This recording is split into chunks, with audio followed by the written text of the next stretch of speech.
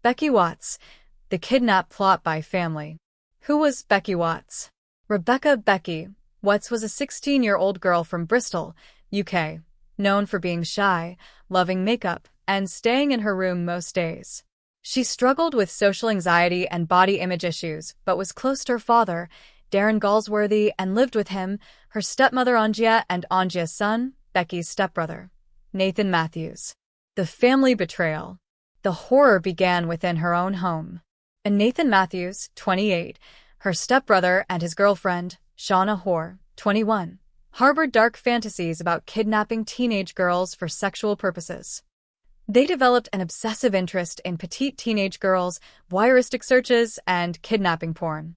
Nathan disliked Becky's behavior and claimed she was disrespectful, but the investigation revealed a deeper, disturbing sexual motive. The kidnap plan.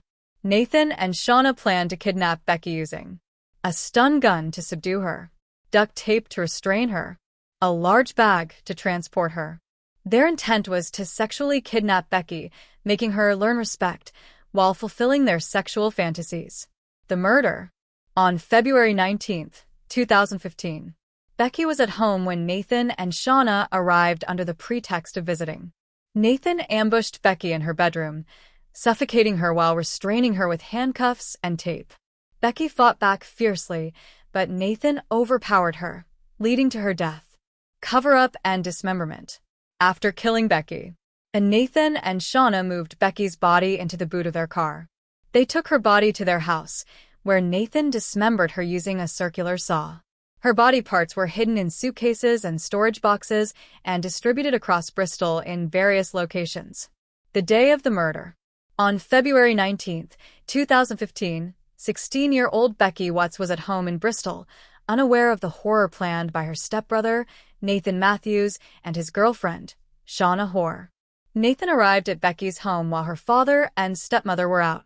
He ambushed Becky in her bedroom, attacking her as part of the pre-planned sexual kidnapping plot. Nathan suffocated Becky by placing her in a chokehold and restraining her with handcuffs and duct tape. She struggled fiercely, fighting for her life. Stabbing and dismemberment. After suffocating Becky, Nathan stabbed her at least 15 times in the abdomen with a knife to facilitate the dismemberment. Becky's small, teenage frame was no match for Nathan's brute strength and rage. With Shauna Hoare's assistance, they transported Becky's body to their home, hidden in a large bag and the boot of their car. Over the next 2 days, Nathan used a circular saw to dismember Becky's body in their bathtub. They carefully washed and cleaned the saw and their bathroom to eliminate forensic traces. Concealment of her body. Nathan and Shauna packed Becky's body parts into suitcases, storage boxes, and bags. They then hid these in a shed belonging to a neighbor of Shauna's mother, falsely claiming they needed temporary storage. They placed scented products in the bags to try to mask the smell of decomposition. Becky Watts' case. Clear forensic and CCTV evidence. The investigation begins. After Becky Watts was reported missing on February 20, 2015, police launched a massive search operation across Bristol. Becky's phone and social media suddenly went silent, raising suspicion that she had not run away. CCTV footage capturing their movements. Detectives reviewed hundreds of hours of CCTV footage around the Watts family home and Nathan Matthews' residence. They discovered Nathan Matthews and Shauna Hoare were captured on CCTV at various stores purchasing items days before and after Becky's disappearance. Items purchased included a circular saw and extra blades. Heavy-duty cleaning products. Rubber gloves, duct tape, and large refuse sacks. Their shopping trips clearly aligned with the timeline of Becky's disappearance and dismemberment. Vehicle and movement tracking. Police tracked Nathan's car movements using YNPR, automatic number plate recognition, and local CCTV. This evidence showed Nathan and Shauna driving to and from the family home on the day Becky went missing. The vehicle stopping at Shauna's mother's neighborhood, where Becky's body parts were later found in a shed. Forensic evidence at the disposal site. Once police located the shed, they discovered bags, boxes, and suitcases containing Becky's dismembered remains. Inside, investigators found O. Nathan Matthews and Shauna Hoare's fingerprints on the bags. O. DNA evidence linking Becky to bloodstains and biological material inside the bags and on the tools used for dismemberment. O. Scent masking products like air fresheners and cat litter in the bags. Forensic evidence in the home. Investigators also searched Nathan and Shauna's residence and found traces of Becky's blood in the bathroom and on the circular saw. Cleaning products and rubber gloves matching those seen in CCTV purchases. Analysis of the saw and drains revealed microscopic human tissue and blood consistent with Becky's DNA. Digital evidence and incriminating searches. Text messages between Nathan and Shauna show discussions about kidnapping and control over young girls. Their devices contained search histories relating to teenage girls, kidnapping fantasies, and dismemberment methods, reinforcing the premeditated nature of the crime. Impact of the evidence. The combination of CCTV footage, forensic evidence, and digital data. White heavy checkmark placed Nathan and Shauna at key locations and times. White heavy checkmark proved their purchase of tools used in the crime. White heavy checkmark connected them to the disposal and concealment of Becky's remains. White heavy checkmark disproved their claims of innocence and accidental death. Together, this clear, layered evidence solidified the case against them, leading to Nathan Matthews being convicted of murder and sentenced to life, with a minimum of 33 years. Shauna Hoare being convicted of manslaughter and sentenced to 17 years. Why this matters. This case highlights how meticulous CCTV and forensic investigations are critical in dismantling lies and uncovering the truth, especially in cases where the perpetrators are trusted family members who try to hide their brutality under careful planning. Becky Watts' case. Legal outcome. Charges brought. Following their arrest and the overwhelming CCTV, forensic, and digital evidence, Nathan Matthews, 28, was charged with the murder of Becky Watts, along with perverting the course of justice and preventing a lawful burial. Shauna Hoare, 21, was charged with murder initially but later faced manslaughter charges, along with perverting the course of justice and preventing a lawful burial. The trial. The trial began in October 2015 at Bristol Crown Court, with heavy media attention due to the shocking nature of familial betrayal and the brutal dismemberment. Prosecution's case.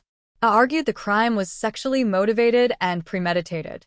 Presented CCTV evidence showing Nathan and Shauna purchasing saws, gloves, and cleaning products. Showed forensic evidence of Becky's DNA on weapons and at the disposal site. Highlighted texts and digital searches supporting their plan to kidnap Becky for sexual purposes. Defense. Nathan admitted to killing Becky, but claimed it was accidental while trying to scare her. Shauna denied involvement in the killing, claiming she did not know Becky was dead in their home. Verdict. After a 5-week trial, Nathan Matthews was found guilty of murder and other related charges. Shauna Hoare was found guilty of manslaughter, not murder, acknowledging her active involvement in planning the kidnap and helping to cover up the crime. Sentencing. On November 11, 2015. White heavy checkmark Nathan Matthews.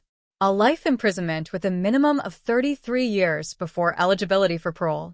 The judge described the murder as a gross betrayal of trust and highlighted the brutality and premeditated nature of the killing and dismemberment. White heavy checkmark Shauna Hoare. 17 years in prison for manslaughter, reflecting her role in planning, facilitating the kidnap, and participating in the concealment and disposal of Becky's body. After sentencing, both Nathan Matthews and Shauna Hoare appealed their sentences, arguing they were excessive.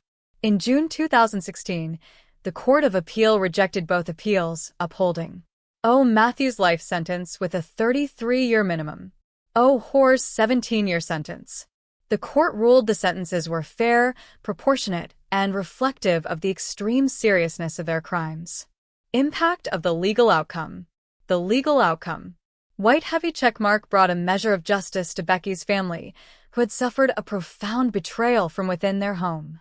White heavy checkmark sent a clear message on the severity of planning and participating in violent crimes, even if the accomplice did not commit the act of murder directly.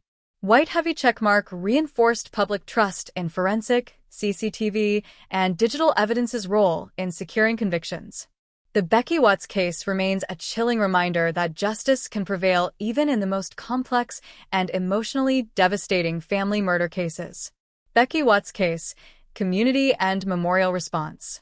Shock and grief across the community. The brutal murder of 16-year-old Becky Watts by her stepbrother and his girlfriend horrified Bristol and the entire UK. Becky was seen as a quiet, shy girl with a love for makeup and music, and many people related to her struggles with anxiety and teenage life. The circumstances of her death, at the hands of family she should have trusted, deeply resonated, creating an outpouring of grief from neighbors, school friends, and the wider community. Vigils were held, with hundreds of people gathering to light candles, release balloons, and leave messages calling for justice and honoring Becky's short life. Memorial bench and mural. To honor Becky. White heavy checkmark. A memorial bench was installed in St. George Park, Bristol, one of Becky's favorite places to walk with her father and family. White heavy checkmark. The bench became a gathering point for the community to leave flowers, messages, and small tokens on important anniversaries and birthdays. Additionally, white heavy checkmark. A large mural of Becky's face was painted in Bristol by local artists, celebrating her memory with vibrant colors. White heavy checkmark. The mural serves as a reminder to protect vulnerable children and to stay vigilant within families and communities. Becky's father's memoir. In 2016, Becky's father, Darren Galsworthy, published a memoir titled Becky, The Heartbreaking Story of Becky Watts by Her Father. The book shared Becky's life, personality, and their bond as father and daughter, detailed the emotional turmoil and devastation of discovering that his own stepson was responsible for Becky's death, became a symbol of a father's determination to ensure Becky's story was never forgotten while advocating for victims of family violence. Public reflection and change. Becky's case led to white heavy checkmark discussions around safeguarding children within blended families, as many realize danger can sometimes come from within. White heavy checkmark renewed calls for better protection for vulnerable teenagers, including the need for families and authorities to address grooming and controlling behaviors. White heavy checkmark. Schools in Bristol and parts of the UK used Becky's story in awareness workshops about personal safety and seeking help when uncomfortable around family members. Continuing remembrance. Years later, Becky's memorial sites continue to receive flowers and notes from strangers and friends alike. On significant dates like Becky's birthday and the anniversary of her death, local residents and her family gather quietly at her bench, ensuring Becky's name remains alive. Becky's story is often referenced in true crime discussions and domestic violence awareness campaigns as a tragic example of how hidden violence can exist within seemingly normal homes. Why this matters. The community's and family's efforts to honor Becky's memory transformed unimaginable tragedy into a legacy of remembrance, caution, and love. White heavy checkmark. The bench and mural allow people to grieve and reflect. White heavy checkmark. Darren's memoir helps other families feel less alone while pushing for conversations about family violence and safeguarding. White heavy checkmark. Becky's story has become a powerful reminder to listen to children and protect them, even when threats may come from within the family.